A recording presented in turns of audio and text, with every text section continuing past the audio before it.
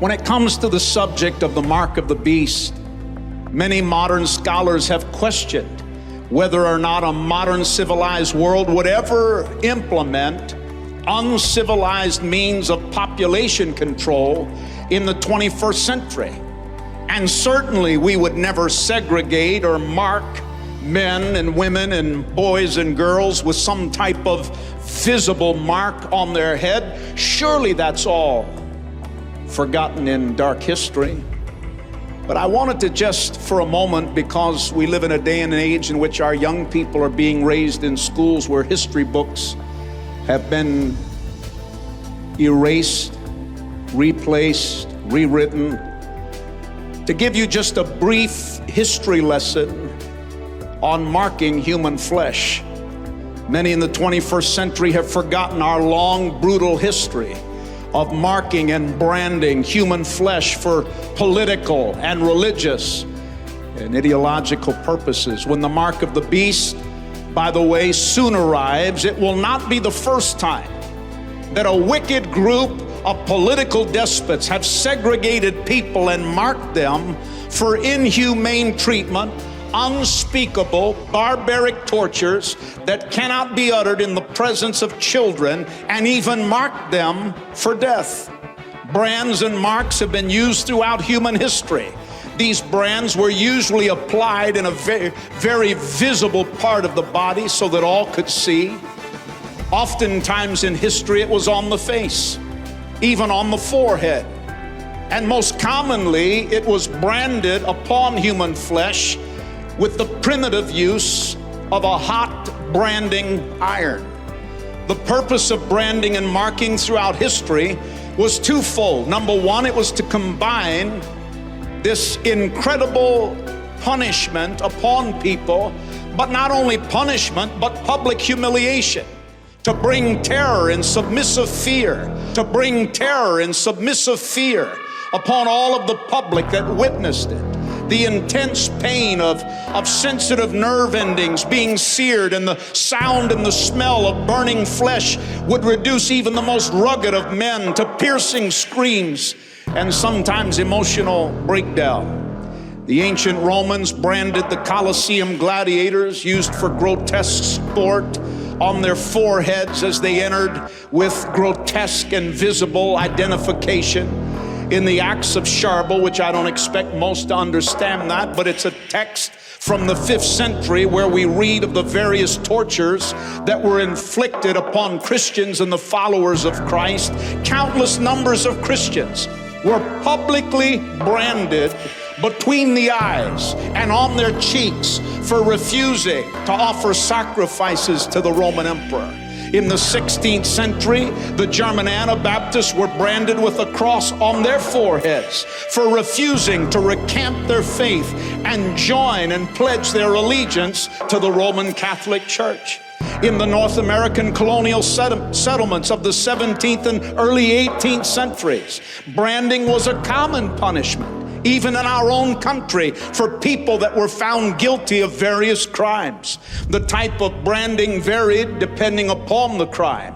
Men and women that were oftentimes convicted or caught in the act of adultery were stripped bare-chested and their flesh branded with a large capital A.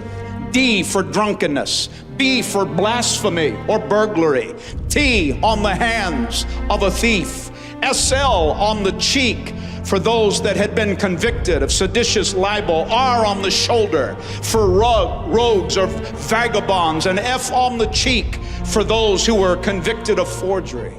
In the Canadian military prisons were branded with D for desertion, BC for bad character, and usually once they received a branding publicly, they then ended up in some type of penal colony. The Jews were marked by the Nazis in the 1930s and 1940s. And time will not permit me to give you an exhaustive lesson on public branding and marking humanity. And I'm not here, listen carefully, I don't share these dark historic reminders to inspire fear in the audience, but rather I share them with you to remind you of the words of the prophet Jeremiah. Jeremiah, the prophet of the the Old Testament, oftentimes called the weeping prophet, said in Jeremiah chapter 17 and verse 9, the human heart is the most deceitful of all things and desperately wicked. Who really knows how bad it is? And from Jeremiah's words in the Holy Bible, this is what I want you to grasp. And if you're taking notes, make sure you understand it. A wicked heart in a wicked man does not change, regardless of the century, regardless of the culture, or regardless of the civilization. The problem is not education. The problem is not advancement of society. The problem is sin, and the answer is Jesus. If you believe it and receive it, give the Lord a mighty hand of praise.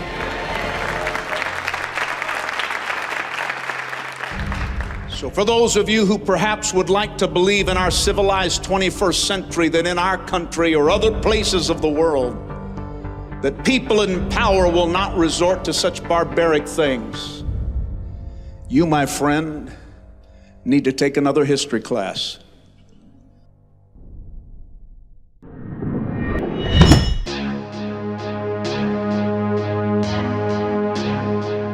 What is the mark of the beast? What is the mark of the beast? The Bible states that the mark of the beast is a mark, a literal mark that will be placed on a person's forehead or upon their right hand during the Great Tribulation period.